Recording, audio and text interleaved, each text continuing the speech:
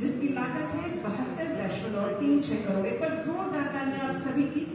आज उन्नाव के लिए एक ऐतिहासिक दिन, जब माननीय मुख्यमंत्री जी हमारे बीच में हैं, उनका सहयोग कर रहे हैं हमारे मंचासीन अतिथिगण, माननीय हृदय नारायण दीक्षित, माननीय साक्षी महाराज जी, माननीय महेंद्र सिंह जी और अन्य मंचासीन अतिथिगण।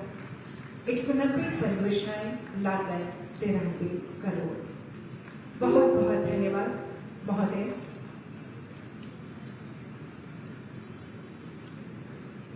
उन्नाव जनपद आपका हमेशा आभारी है और आपको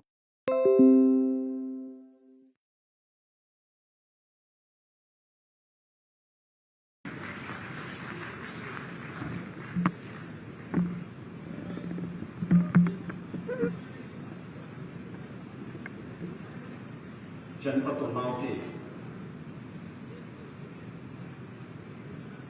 190 परियोजनाओं के लोकार्पण और शिलान्यास कार्यक्रम के आज के इस आयोजन में,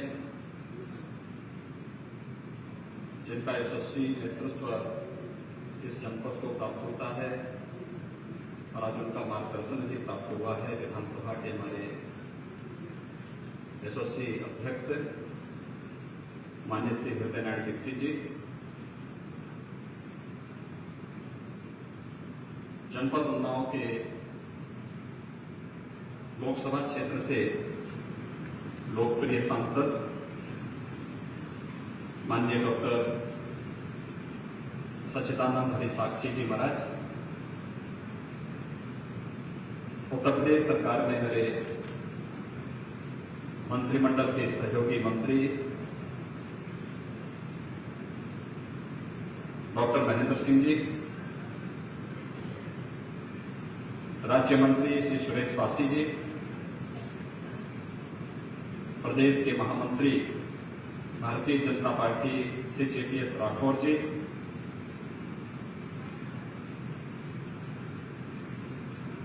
प्रदेश मंत्री श्री शंकरलाल लोधी जी,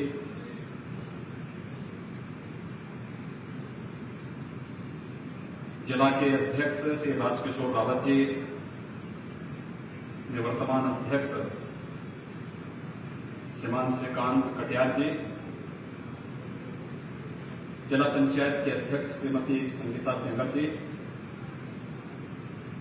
माननीय विधायकगण श्री पंकज गुप्ता जी, अनिल सिंह जी, ब्रजेश रावत जी, बंबालाल दिवाकर जी, विधान परिषद के माननीय सदस्य श्री अरुण पाठक जी, भारतीय जनता पार्टी के सभी पदाधिकारी, मंडल और सेक्टर से जुड़े हुए सभी प्रभारीगण, उपस्थित सभी इस विधानसभा क्षेत्र से जुड़े हुए प्रमुख कार्यकर्ता और पदाधिकारीगण, प्रशासनिक अधिकारीगण, एक साथ लगभग 95 करोड़ के आसपास की परियोजनाओं के लोकार्पण और शिलान्यास के अवसर पर मैं बागर मऊ और जनपद उन्नाव के सभी जनप्रतिनिधियों को हृदय से बधाई देते हुए पूरे उन्नाव जनपद वासियों का हृदय से अभिनंदन करता हूं। ये बहुत प्रतीक्षित परियोजनाएं थी। बहुत दिनों से लोगों को इन परियोजनाओं के बारे में एक इच्छा थी कि योजनाओं का लोकार्पण भी हो और नई परियोजनाओं का शिलान्यास भी हो, और इसलिए उन्नाव पिछले 6 महीने से तो हम सब लोग वैश्विक महामारी कोरोना से जूझ रहे हैं। पूरी दुनिया इस महामारी से त्रस्त है, लेकिन उस सब के बावजूद हम लोग इस वैश्विक महामारी से भी लड़ेंगे, लेकिन आम जनजीवन में भी व्यापक परिवर्तन लाने के लिए शासन की सुविधा उन लोगों तक पहुंचाने का कार्य भी करेंगे। और ये कार्य युद्ध स्तर पर पूरे देश के अंदर पूरे प्रदेश के अंदर आप पिछले 6 महीनों से लगातार देख रहे होंगे।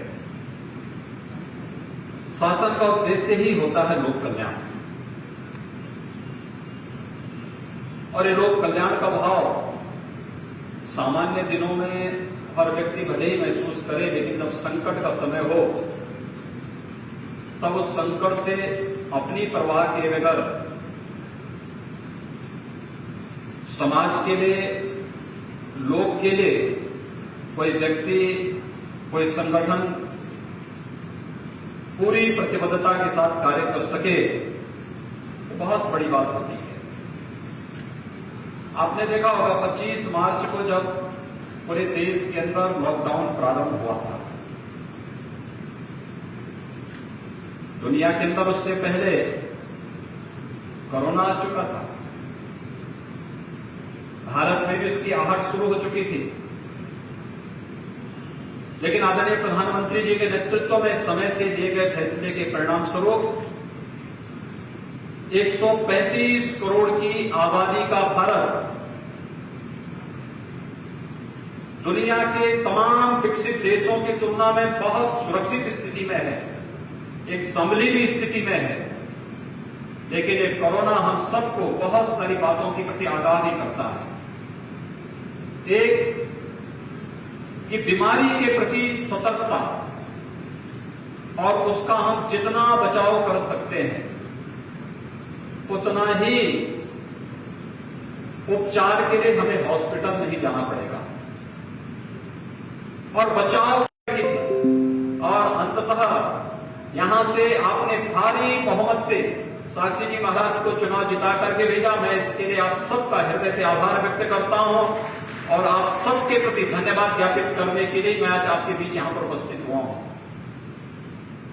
बीच बीच में कार्यक्रम का हमारा बनता रहा कि हम लोग अब चलेंगे तब चलेंगे, लेकिन पिछले 6 महीनों से तो हम लोग केवल कोरोना से जूझ रहे हैं, और उसके लिए व्यवस्था करना, वहां से लोगों को बचाना, नए नए कोविड हॉस्पिटल का निर्माण करना, 40 लाख से अधिक तो प्रदेश के अंदर प्रवासी कामगार और श्रमिक आए, इन कामगार और श्रमिकों को सुरक्षित स्थिति में उनके घरों तक पहुंचाना, और उन्नाव के अंदर तो प्रवासी कामगार और श्रमिकों ने एक इतिहास ही लिख दिया था।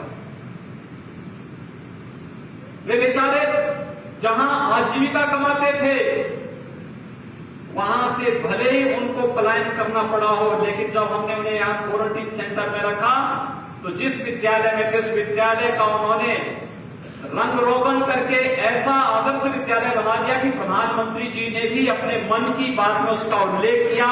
मैं उन सभी प्रवासी कामगार श्रमिकों का भी हृदय से अभिनंदन करूंगा जिन्होंने अपनी हुनर का परिचय संकट के समय देने में भी कोई कोताही नहीं बरती, और स्वाभाविक रूप से उन्नाव तो इसके लिए जग विख्यात है। उन्नाव क्रांतिकारियों की धरती भी है और साहित्यकारों की धरती भी है।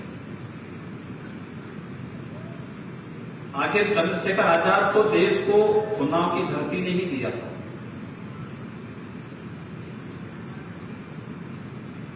यहां पर क्रांतिकारियों की एक लंबी श्रृंखला थी जो देश की आजादी के लिए अपना सर्वस्व निछावर करने को सदैव तैयार रहते थे।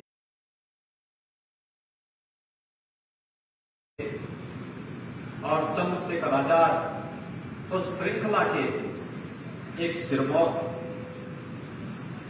आज सरदार भगत सिंह की जयंती भी है।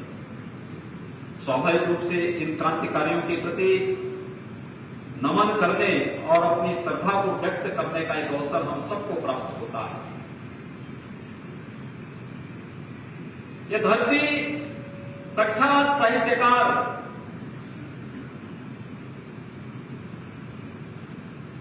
त्रिपाठी जी की भी धरती है।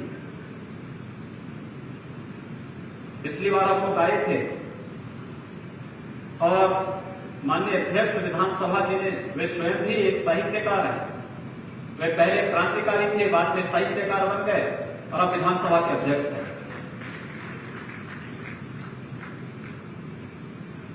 कमी देखने को मिलता है, एक व्यक्ति साहित्य लेखन का काम भी करे, गरीबों, मजदूरों और किसानों की लड़ाई को लेकर के भी जिन्होंने अपनी पूरी जवानी लगा दी हो, और उसके बाद फिर विधायिका के एक उस मंच पर जाए, देश की सबसे बड़ी विधानसभा उत्तर प्रदेश की विधानसभा है, उस विधानसभा में अध्यक्ष के रूप में 403 विधायकों का मार्गदर्शन करते हुए, उन्हें लोक कल्याण के प्रति निरंतर आगाह करते हुए विधायिका के कार्य को पूरी प्रतिबद्धता के साथ आगे कर सके। आपने देखा होगा पिछले वर्ष उत्तर प्रदेश विधानसभा ने कुछ विशेष सत्र चलाए थे। एक सत्र तो हमारा तब चला था जो लगातार 36 घंटों तक चलता रहा, और 36 घंटों तक चलने वाला वह सत्र सामान्य सत्र नहीं था। वह कोई ऐसा सत्र नहीं था जहां पर कोई व्यक्ति केवल अपनी बात कर रहा हो या कुछ भी बोल रहा हो। वह प्रदेश की गरीबी, प्रदेश में बेहतर स्वास्थ्य सुविधा, प्रदेश में उच्च स्तरीय शिक्षण संस्थानों की स्थापना, प्रदेश में बुनियादी सुविधाओं का जाल कैसे बिछाया जा सके, प्रदेश में रोजगार सृजन के लिए क्या हमें कार्यक्रम आगे बढ़ाने हैं, इन सब को लेकर के था। और उन्होंने अपना पूरा समय दिया। 36 घंटों तक विधानसभा का सत्र चलता रहा और सभी माननीय विधायकगण अपनी अपनी बात को, अपने अपने अनुभव को विधानसभा सत्र में बना रखते रहे, और फिर सरकार ने उसकी कमेटियों का गठन करके उसको आगे बढ़ाने का कार्य भी किया। प्रदेश में गांधी जी के जयंती 150वीं जयंती पर एक सत्र हम लोगों ने आयोजित किया, तो साथ साथ देश के संविधान को अंगीकार करने वाली तिथि के अवसर पर भी हम लोगों ने एक विशेष सत्र का आयोजन किया था। अनुसूचित जाति जनजाति के लोगों को शासन की सुविधा का लाभ निरंतर मिलता रहे, संविधान का विशेष संशोधन के लिए भी हमने विशेष सत्र का आयोजन विगत वर्ष किया था।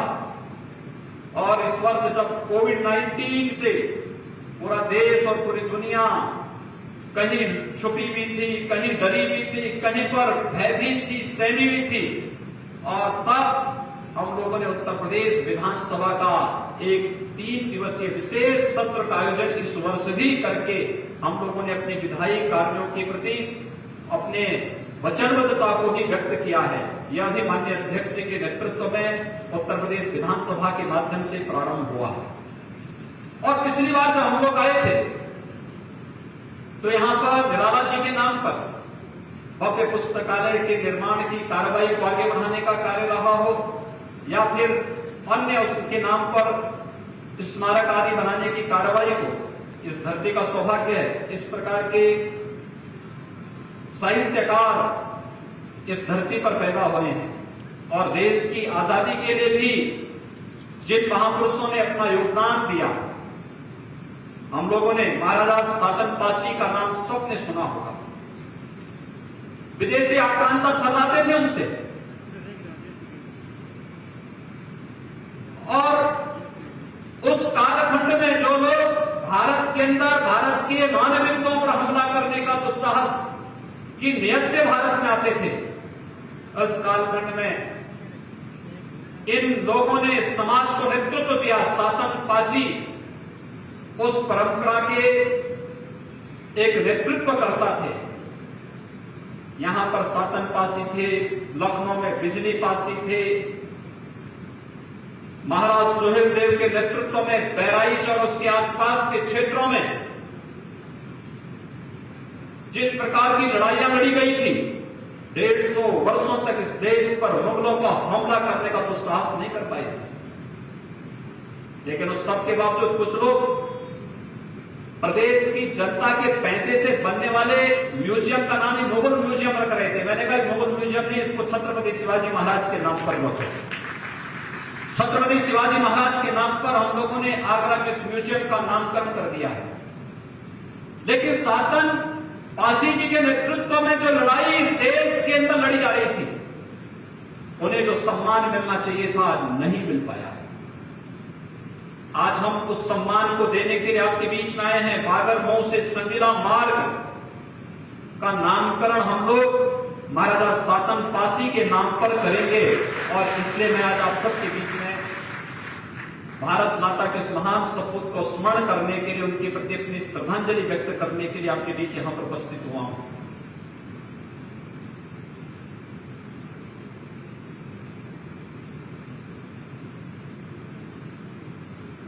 देश के अंदर देश की आजादी की लड़ाई कैसे लड़ी जानी चाहिए, यह कार्य इस धरती से आगे बढ़ा था और अमर शहीद गुलाब सिंह लोधी जी के नेतृत्व में उस लड़ाई को लड़ा था इस देश क्षेत्र में। क्या जज्बा रहा होगा उस समय, जब साधन नहीं थे, जब लोगों के पास ये जानते थे कि विदेशी हुकूमत हमें बर्दाश्त नहीं करेगी। उन स्थितियों में अपने स्वयं की परवाह किए बगैर, परिवार की परवाह किए बगैर भारत माता को विदेशी दासता की बेड़ियों से मुक्त करना है, इसके लिए कार्य करने वाले, नेतृत्व करने वाले क्रांतिकारियों की कमी इस भारत की धरती पे कभी नहीं रही। और मुझे लगता है हम सौभाग्यशाली हैं कि अमर शहीद गुलाब सिंह लोधी जी भी उस क्रांतिकारियों की एक महत्वपूर्ण कड़ी थे, एक नेतृत्वकर्ता थे, जिन्होंने इस धरती पर जन्म लेकर के लखनऊ के अमीनाबाद में भारत के आन मान और शान के प्रतीक तिरंगा को लहरा करके विदेशी दासता को चुनौती दी। ये कार्य उन्होंने यहां से प्रारंभ किया था और आज हम सबको यह सौभाग्य प्राप्त हो रहा है कि यहां के सामुदायिक स्वास्थ्य केंद्र का नामकरण और उस प्रांगण में इस महापुरुष की मूर्ति की स्थापना का कार्य सरकार करेगी। इसके लिए आज मैं अपने आप को घोषणा करते हुए, जो हमारे यहाँ के माननीय सांसद जी ने, माननीय विधायकों ने जो मांग की थी, उस कार्यक्रम को आगे बढ़ाते हुए मुझे बहुत प्रसन्नता की अनुभूति है और आज यह कार्यक्रम सरकार के स्तर पर वहां पर हम लोग आगे बढ़ाएंगे। उन्नाव की धरती इस बात के लिए भी सौभाग्यशाली है, देश की संविधान सभा को भी नेतृत्व उन्नाव ने दिया था। पंडित दिसंबर दयाल त्रिपाठी जी, उनकी कर्मभूमि बागर महू है और देश के संविधान सभा में बहुत सारे मुद्दों पर, जिसका उल्लेख अक्सर हमारे विधानसभा के अध्यक्ष जी के द्वारा किया जाता है,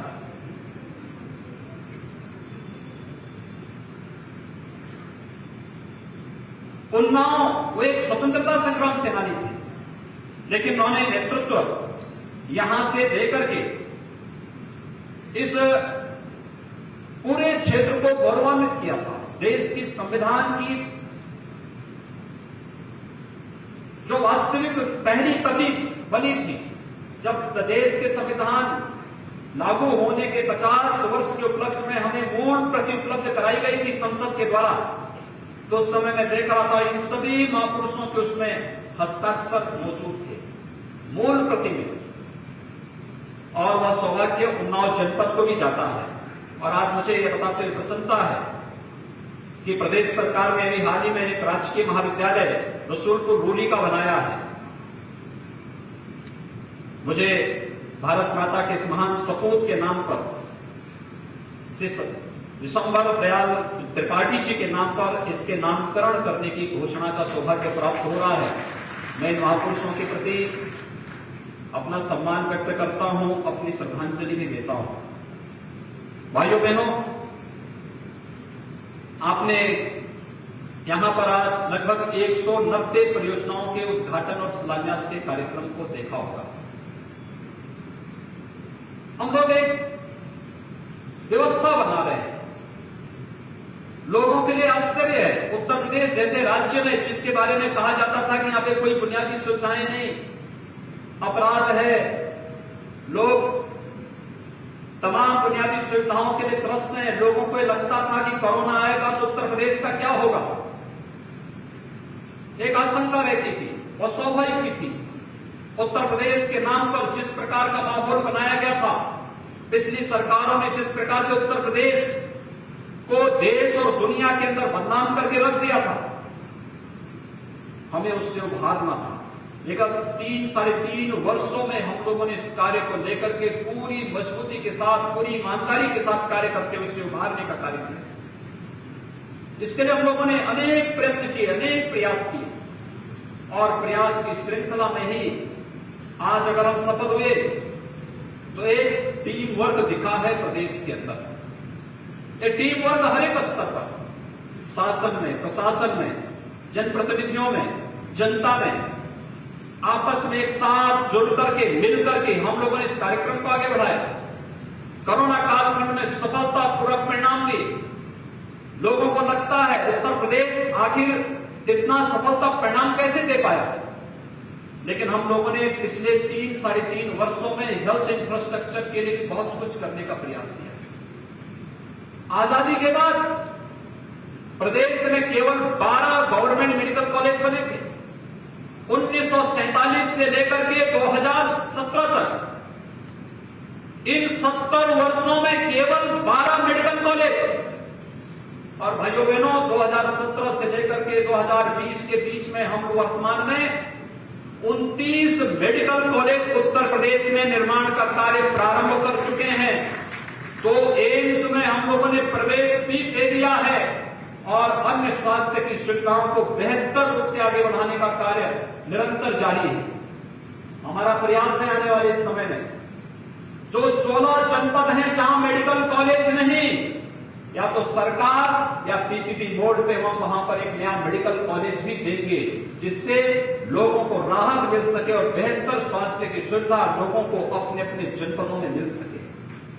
स्वास्थ्य की सुविधा के साथ साथ मेरा यह मानना है आधी से अधिक बीमारी की जड़ है शुद्ध पेयजल की आपूर्ति न होना। हम लोगों ने शुद्ध पेयजल की आपूर्ति के लिए कार्य योजना बनाकर के लागू कर दिया। बुंदेलखंड तो पहले चरण में, क्योंकि बुंदेलखंड हमारा एक ऐसा क्षेत्र था जहां पर लगातार हर वर्ष फरवरी से लेकर के जून तक या जब तक मानसून नहीं आता था तब तक लोगों को टैंकर से पानी पहुंचाया जाता था। वहां से प्लान इस बात को लेकर होता था क्योंकि पानी नहीं है। आज मुझे बताते हुए प्रसन्नता है, बुंदेलखंड के 7 जनपदों के लिए हम लोगों ने घर घर तक शुद्ध पेयजल उपलब्ध कराने के लिए प्रधानमंत्री जी के हाथों उसका शिलान्यास भी किया, कार्यक्रम शुभारंभ भी कर दिया है। हम बिंदु क्षेत्र के लिए भी परियोजना स्वीकृत कर चुके हैं और अब हम लोगों ने मस्तिष्क ज्वर से प्रभावित, आर्सेनिक क्लोराइड से प्रभावित जनपदों में भी और जिन जनपदों में शुद्ध पेयजल की आपूर्ति नहीं हो रही, इन सब के लिए कार्य योजना प्रारंभ कर दिया है। और हमारा प्रयास है कि आने वाले 4 वर्ष के दौरान हर गांव में, हर बस्ती में शुद्ध पेयजल हर घर तक पहुंचाने की व्यापक कार्य योजना को आगे बढ़ाने का कार्य करेंगे। शुद्ध पेयजल की आपूर्ति का मतलब आदि से बीमारी का समाधान, बीमारी समाप्त, कोई बीमारी फिर नहीं, उपचार के अच्छे साधन मिलेंगे, शिक्षा में आमूलचूल परिवर्तन करने की तैयारियां चल रही हैं। हमारा नौजवान शिक्षित होगा और न केवल सैद्धांतिक ज्ञान बल्कि व्यवहारिक ज्ञान से भी जब उत्प्रोत होगा तो कहीं भी वह ठोकर नहीं खा सकता। जिसको नौकरी करनी होगी नौकरी करेगा। और पिछले 3 वर्ष के दौरान 3 लाख से अधिक सरकारी नौकरी हमने प्रदेश में दी, लेकिन कोई नहीं कह सकता कि कोई जाति, कोई क्षेत्र, कोई अन्य किसी के आधार पर भेदभाव हो या कोई भ्रष्टाचार का आरोप नहीं लगा सकता। और नहीं तो न्यायालय को बार बार हस्तक्षेप करने का अवसर मिलता था, नौकरी नौजवान नहीं पाता था और फिर ये नौकरियां रखी रह जाती थी, पब्लिक की तबाह होती थी, नौजवान हमारा दर दर की ठोकर खाने के लिए मजबूर होता था। 3 वर्ष में 3 लाख से अधिक सरकारी नौकरी दी, 20 लाख से अधिक नौजवानों को हम लोगों ने प्रदेश में हुए निवेश के आधार पर रोजगार और नौकरी के साथ जोड़ा और प्रदेश के अंदर इस कोरोना कालखंड के अंदर सबसे अधिक रोजगार सृजन करने वाली कोई राज्य सरकार रही तो उत्तर प्रदेश सरकार रही, जिसने 40 लाख प्रवासी कामगार और श्रमिकों को सुरक्षित उनके घरों तक तो पहुंचाया ही, उनके हाथों को रोजगार भी देने का कार्य किया। ये कार्य निरंतर चलता रहा। हम सब आभारी हैं। कोरोना कालखंड में प्रधानमंत्री जी ने जो घोषणाएं की, प्रधानमंत्री गरीब कल्याण पैकेज के अंतर्गत आप देख रहे होंगे हर एक गरीब को राशन मिल रहा है। महीने में 2-2 बार राशन मिल रहा है। मैं इस बार अभी थोड़ी देर पहले एक बैठक करके आ रहा हूं लखनऊ से। अकेले इस महीने सितंबर महीने में हम लोगों ने 44 लाख परिवारों को रसोई गैस के निःशुल्क सिलेंडर उपलब्ध करवाए हैं प्रधानमंत्री गरीब कल्याण पैकेज के अंतर्गत। 87 लाख लोगों को वृद्धावस्था पेंशन, दिव्यांगजन पेंशन, निराश्रित महिला पेंशन, कुष्ठावस्था पेंशन का 30 सितंबर की राशि एडवांस उनके अकाउंट में हम पहले दे चुके हैं। ये कार्य सरकार के द्वारा लोक कल्याण के लिए किए जा रहे कार्यक्रम का हिस्सा है।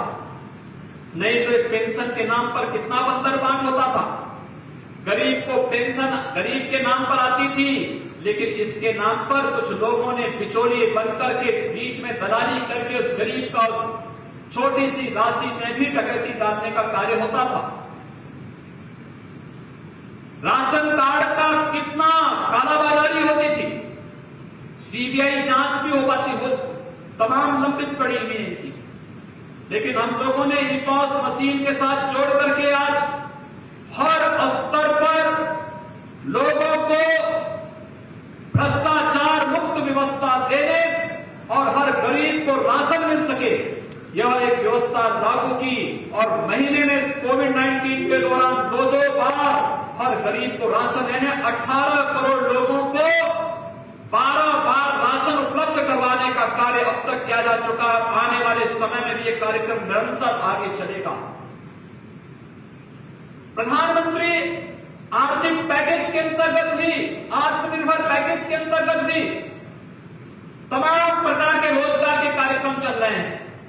हमारे माननीय सांसद जी, हमारे माननीय विधायकगण निरंतर मांग करते थे गांव में ग्राम सचिवालय हो, गांव में सामुदायिक शौचालय हो। कोई कार्यक्रम कहीं पे होता था, गांव में सार्वजनिक शौचालय न होने के कारण कोई भी सार्वजनिक कार्यक्रम, शादी ब्याह के कार्यक्रम गांव में होना बड़ी कठिन कार्य था। लेकिन हर गांव में सामुदायिक शौचालय बनाए जा रहे हैं, हर गांव में ग्राम सचिवालय बनाए जा रहे हैं। एक ग्राम सचिवालय का तो काम करेंगे ही करेंगे। ग्राम सचिवालय के साथ साथ गांव में बैंकिंग सुविधा का लाभ भी देंगे और गांव में ही जाति प्रमाण पत्र, मूल निवास प्रमाण पत्र, आय प्रमाण पत्र की सुविधा भी देंगे। तमाम एक ग्राम सचिवालय को 3 से 5 नौजवानों को नौकरी देने की सुविधा हर गांव में हम देने की कार्रवाई कर रहे हैं। और मैं चाहूंगा जिन गांव में पंचायत भवन अब तक नहीं बन पाए हैं, जमीन वहां की तत्काल उपलब्ध करवाइए। सरकार वहां पे तत्काल ग्राम सचिवालय का निर्माण करके ऑप्टिकल फाइबर से इसे जोड़ेगी और टेक्नोलॉजी के माध्यम से हमारे गांव के लोगों को बैंकों में लाइन लगाने के लिए नहीं, बल्कि अपने गांव के अंदर ही ग्राम सचिवालय से ही अपना पैसा निकालने या पैसा जमा करने की सुविधा वहीं पर देने की बृहद कार्य योजना को आगे बढ़ाने का कार्य कर रहे हैं। हर ग्राम पंचायत के लिए, जहां पे ग्राम पंचायत भवन नहीं, वहां पे हमने एक ग्राम सचिवालय स्वीकृत कर दिया है। ये प्रधानमंत्री आत्मनिर्भर भारत के पैकेज के अंतर्गत ये सुविधाएं हर एक ग्राम पंचायत को उपलब्ध कराने की कार्रवाई तेजी के साथ चल रही है। हमें इन योजनाओं का लाभ लेना चाहिए। इन योजनाओं का लाभ लेकर के हम लोग तमाम नौजवानों को रोजगार के साथ जोड़ करके, उन्हें आत्मनिर्भर भारत के इस अभियान के साथ जोड़ करके गांव को भी स्वावलंबी बना सकते हैं। गांव में ही ढेर सारे में योजनाएं चल सकती है। 1 डिस्ट्रिक्ट 1 प्रोडक्ट की शासन उत्तर प्रदेश सरकार की योजना देश के अंदर एक अभिनव योजना बन चुकी है। विश्वकर्मा श्रम सम्मान के माध्यम से गांव के जो हमारे हस्तशिल्पी थे, कारीगर थे, जो गांव में गांव की व्यवस्था को जिन्होंने कभी आत्मनिर्भर बनाया था, एक कालखंड में उन्हें उपेक्षित कर दिया गया। आज उन्हें फिर से ट्रेनिंग देने, उन्हें स्किल मिशन के साथ जोड़ने, उन्हें टूल किट उपलब्ध कराने और फिर उन्हें बैंकों से लोन देने की प्रक्रिया को तेजी के साथ आगे बढ़ाने का कार्य किया जा रहा है। ये जितने भी कार्यक्रम हैं, ये कार्यक्रम आत्मनिर्भर भारत के अंतर्गत आदरणीय प्रधानमंत्री जी के आह्वान पर एक स्वावलंबी और समृद्ध भारत की परिकल्पना को साकार करना है तो गांव को समृद्ध करना पड़ेगा, गांव को आत्मनिर्भर करना पड़ेगा। और गांव को जो आत्मनिर्भर न बनने देने के मार्ग में सबसे बड़े घोड़े थे, वे लोग आज तमाम प्रकार की भ्रम की स्थिति पैदा करने का प्रयास कर रहे हैं। आज आप देख रहे होंगे लोकसभा चुनाव में हम जब आए थे बाबा के यहां प्रचार में, उस समय आपने देखा होगा कांग्रेस उस समय राफेल राफेल चिल्ला रही थी, और आज जब राफेल भारत के अंदर आ गया तो चीन भी थर्रा रहा है। यह है भारत की ताकत। यानी वे नहीं चाहते कि भारत सुरक्षा के मामले में, रक्षा उत्पादन के मामले में भारत आत्मनिर्भर हो, और इसलिए भारत को बदनाम करने की उस समय साजिश रची जा रही थी, ठीक लोकसभा चुनाव के पहले। और यही कार्य आज फिर कर रहे हैं। किसान चिल्ला रहे हैं। किसानों का सबसे अधिक शोषण तो इन लोगों ने किया। किसान को कभी भी न्यूनतम समर्थन मूल्य इन लोगों ने नहीं दिया। किसानों को बिचौलियों से जकड़ करके सुविधाओं से वंचित करने का कार्य लोग करते रहे।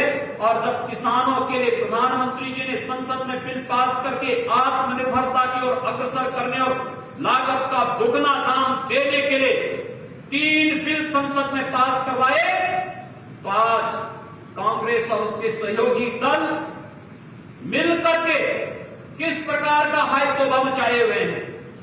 उन्हें मालूम होना चाहिए कि संसद में पारित होने वाले तीनों बिल किसानों की आमदनी को दुगना करने, किसानों को बिचौलियों से मुक्त करने, वन नेशन वन मार्केट की परिकल्पना को साकार करने, और किसान अपने उत्पाद को कहीं भी बेचेगा मंडी के बाहर, उस पर कोई मंडी शुल्क नहीं लगेगा, इस बात की गारंटी दे रहा है।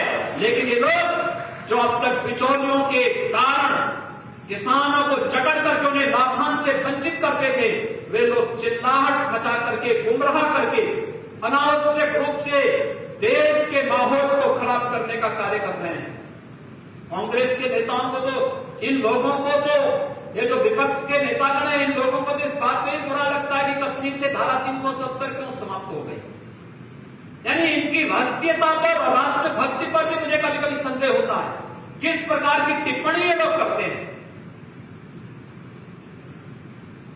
जब किसी बड़े माफिया के खिलाफ कार्रवाई होती है तब भी इन लोगों को बुरा लगता है। और इसी प्रकार से जब किसानों के हित में, मजदूरों के हित में, नौजवानों के हित में, महिलाओं के हित में सरकार कोई निर्णय लेती है, ये लोग कुछ न कुछ विघ्न बाधा पैदा करने का प्रयास करते हैं। और उस विघ्न और बाधा को दूर करने के लिए समाज को जागरूक होना पड़ेगा। और उस जागरूकता के ही क्रम में आज मुझे बागर मऊ में आप सबके बीच में आना पड़ा है। मैं आभारी हूं यहां के सभी माननीय जनप्रतिनिधियों का। उन्नाव का इसलिए भी आपने विधानसभा अध्यक्ष दिए हैं, आपने यहां पर सांसद हमें दिए हैं, आपने यहां पर सभी विधायकों और सभी जनप्रतिनिधियों ने भारतीय जनता पार्टी को दिए हैं। यह स्वाभाविक रूप से सरकार का दायित्व बनता है। विकास से कहीं भी विकास से आपका यह जनपद वंचित नहीं होने पाएगा, यह आश्वासन देने के लिए आज मैं आपके पास फिर से आया हूं। जो भी प्रस्ताव शासन के पास आएंगे, शासन पूरी प्रतिबद्धता के साथ उन कार्यक्रमों को संपन्न करके विकास को एक नए आयाम तक पहुंचा करके उन्नाव जिस विकास का हकदार था वह विकास उन्नाव तक मिलना ही चाहिए। ये मैं आपको आश्वासन देने के लिए आज आपके बीच में यहां पर उपस्थित हुआ हूं।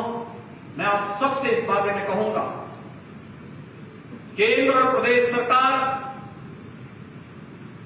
प्रत्येक नागरिक के जीवन में खुशहाली लाने, उसके जीवन को समृद्धशाली बनाने और भारत को सशक्त बनाने के लिए पूरी ईमानदारी और पूरी प्रतिबद्धता के साथ कार्य कर रही है।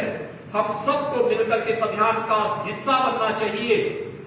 तनिक भी उन भावनाओं में नहीं बहना चाहिए जो हमें कुछ निहित स्वार्थी तत्व बहकाने का प्रयास करते हैं। वे तमाम माध्यम हो सकते हैं, क्योंकि क्योंकि खाली दिमाग शैतान का घर, विपक्ष के पास कोई काम नहीं है। आज जो बेरोजगार है, जो कुछ दलाली चलती हुई थी और सरकार ने बंद करवा दी है, तो स्वाभाविक रूप से कुछ तो करेगा, तो उसके पास गुमराह करने का और अनावश्यक रूप से माहौल खराब करने के अलावा कोई दूसरा माध्यम नहीं बचा है।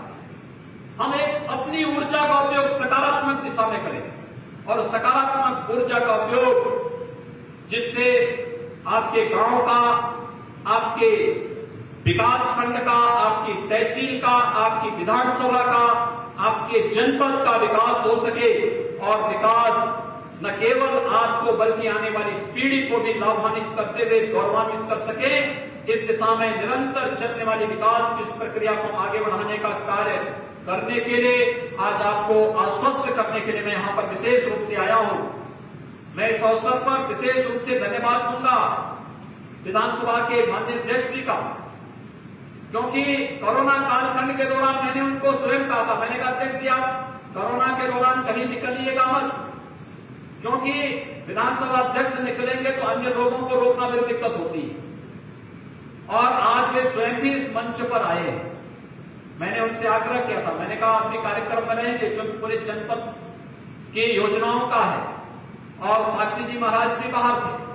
मैंने विशेष रूप से आग्रह करने के लिए कहा था कि साक्षी जी महाराज भी रहेंगे, हमारे जिला पंचायत के अध्यक्ष जी भी, हमारे सभी मान्य विधायकगण जो लगातार विकास के लिए भी यहाँ पर प्रयास करते ही हैं, साथ साथ यहाँ पर जनपद में जिन्होंने सेवा की एक अद्भुत मिसाल कोरोना कालखंड में प्रस्तुत की, मैं उन सभी संगठनों, संस्थाओं और नागरिकों का मैं अभिनंदन करूंगा जिन्होंने लॉकडाउन के दौरान यहां पर सेवा की एक अद्भुत मिसाल प्रस्तुत की। और सचमुच भारतीय जनता पार्टी के कार्यकर्ताओं ने तो अद्भुत मिसाल प्रस्तुत की। उन्होंने उस समय कहा हमारे लिए सेवा ही संगठन है, यानी संगठन का मतलब सत्ता प्राप्त करना नहीं। भारतीय जनता पार्टी ने अपना स्लोगन ही बदल दिया, उन्होंने कह दिया हमारे लिए सेवा ही संगठन है, और संगठन को सेवा के कार्य का संघ की चिंता नहीं थी। मैं देख रहा था हमारे कार्यकर्ता जब लॉकडाउन के दौरान आगरा लखनऊ एक्सप्रेस वे पे भारी संख्या